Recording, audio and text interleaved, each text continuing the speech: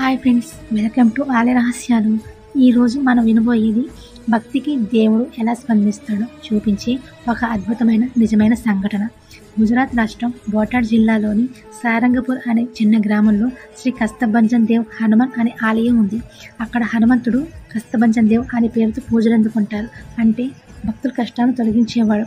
ఒక యువకుడు, ఆయన జీవితంలో ఎన్నో కష్టాలు ఎక్కువైపోయాయి. ఉద్యోగం లేదు, ఆరోగ్యం కూడా క్షీణించకపోయింది, ఆత్మవిశ్వాసం కూడా కోల్పోయాడు. అయినా సరే ప్రతి శనివారం వచ్చి ఈ ఆలయంలో భక్తితో పూజలు చేస్తుండేవాడు. ఒకరోజు పూజ అయ్యాక హనుమంతుడి ఎదుట నిలబడి, స్వామి, నా బాధ నీకే తెలియాలి, ఆశీర్వాదం కావాలి అంటూ కన్నీళ్లతో ప్రార్థించాడు. అయితే ఆశ్చర్యం ఏంటంటే, ఆయన మాట్లాడుతూనే ఉన్నప్పుడు ఆలయంలోని ఉన్న తూర్పు మూలాన ఉన్న ఒక దీపం ఎవరూ లేకపోయినా ఒక్కసారిగా అమాంతంగా వెలిగిపోయింది. దీన్ని చూసిన పూజారులు, భక్తులు ఆశ్చర్యపోయారు.